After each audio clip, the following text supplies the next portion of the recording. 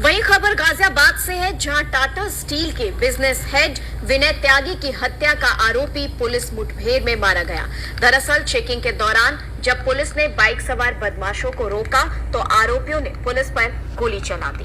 बता दें आपको कि आरोपी का एक साथी मौके से भागने में कामयाब हुआ।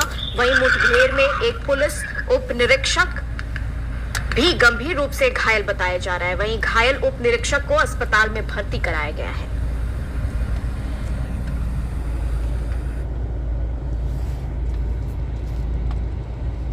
आज दिनांक 10 मई 2024 को थाना साहिबाबाद क्षेत्र अंतर्गत अर्थला क्षेत्र में पुलिस और दो बाइक सवार बदमाशों में मुठभेड़ की सूचना प्राप्त हुई। इस मुठभेड़ में एक अभियुक्त और एक सब इंस्पेक्टर गंभीर रूप से घायल हुए। उन्हें उपचार हेतु तुरंत ही अस्पताल में भर्ती किया गया। एक बाइक सवार अभियुक्त मौके का और अंधेरे का फायदा उठा के फरार हो गया। उपचार हेतु दाखिल अभियुक्त की उपचार के दौरान मृत्यु हो गई। इसके बारे में अधिक जानकारी करने के बाद उसका नाम अक्की उर्फ दक्ष, जो कि दिल्ली के सीलमपुर एरिया का रहने वाला है, यह प्राप्त हुआ। 4 मई को जो लूट और हत्या की घटना हुई थी शालीमार गार्डन थाना अंतर्गत, उसमें यह मृत अभियुक्त वांछित चल रहा था।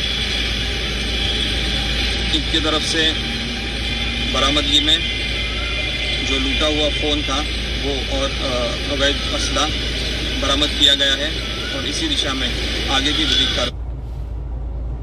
खबर पर तमाम जानकारी के लिए हमारे साथ गाजियाबाद से संवाददाता जितेंद्र भाटी जुड़ चुके हैं। जी जितेंद्र जी, जानना चाहूंगी आपसे कि ये पूरा जो मामला है विनय त्यागी हत्याकांड, ये जो मामला है, बताया जा रहा है कि पुलिस की मुठभेड़ में जो आरोपी है वो मारा गया, तो ये घटना किस वजह से हुई और किस तरह से मुठभेड़ में वो आरोपी मारा गया, इस बारे में जानकारी दें। क्योंकि गाजियाबाद के फोर्ट जिला के राजेंद्र नगर में रहने वाले टाटा स्टील के बिजनेस हेड विनय त्यागी की बीते दिनों हत्या कर दी गई थी। 3 तारीख का वो दिन था जिस दिन वो अपने घर पहुंचने के लिए पहले मेट्रो स्टेशन पे उतरते हैं और वहाँ से एक ठेके पर जाते हैं जहाँ से शराब खरीदते हैं और अपने घर के लिए पैदल ही चल देते हैं। तकरीबन 2 से 2.5 किलोमीटर पैदल चला करते थे रोज। उनके परिजनों से हमारी बात हुई तो उन्होंने बताया कि वो अपना वेट कंट्रोल करना चाहते थे, वो लगभग 2 से 2.5 किलोमीटर पैदल चला करते थे। इस वजह से उन्होंने मेट्रो स्टेशन से ही अपने घर ले जाने के लिए शराब खरीदी, जिसके बाद वो वहीं से पैदल निकल गए।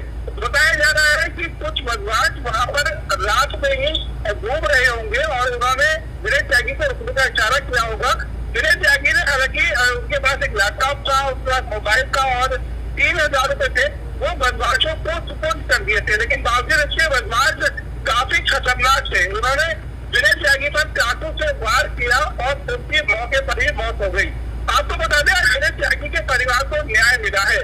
7 दिन के अंदर गाजियाबाद के हाईटेक पुलिस ने हत्यारों पर सुराग लगाकर उसके साथ मुठभेड़ की है।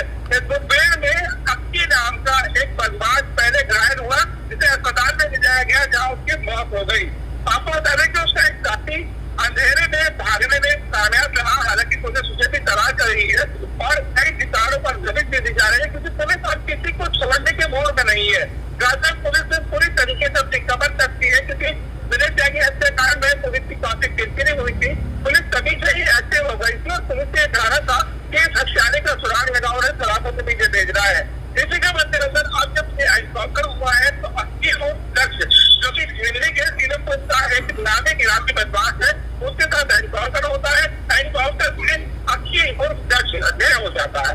जी जितेंद्र जी, जानना चाहूंगी कि चेकिंग के दौरान पुलिस ने बाइक सवार बदमाशों को पकड़ा, उसके बाद उनसे मुठभेड़ हुई और इस मुठभेड़ में आरोपी मारा गया। लेकिन इसके साथ एक सवाल ये भी उठता है कि जिस वक्त हत्या को अंजाम दिया गया उस समय इसके कितने साथी इसके साथ थे और जब मुठभेड़ हुई पुलिस से तो कितने साथी उस समय पकड़े गए? देखिए, जिनकी मौत हो गई थी और बदमाश जो कि फरार हो गए थे, हालांकि सीसीटीवी आसपास जरूर पुलिस ने खंगाले थे और उस दौरान 2 से 3 बदमाशों के फुटेज पुलिस के पास आए थे और पुलिस जो फुटेज आए थे उसके आधार पर पुलिस इन बदमाशों को सुराग लगाने में जुट गई थी। अब जब बदमाशों के साथ मुठभेड़ हुई है तो एक बदमाश को गोली लगी है, जिससे उपचार के दौरान उसकी मौत हुई। वही एक बदमाश भाग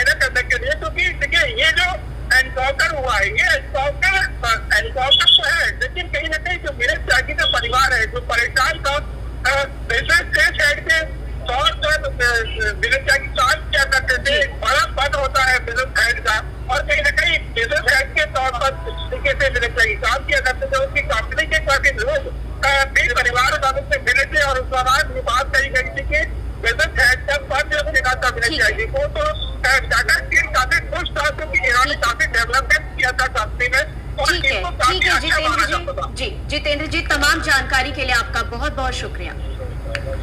तो आपको बता दें कि बताया जा रहा है कि इस एनकाउंटर में एक पुलिस उप निरीक्षक भी गंभीर रूप से घायल हो गए हैं, वहीं घायल उप निरीक्षक को अस्पताल में भर्ती कराया गया है। तो फिलहाल के लिए हमारा यूपी में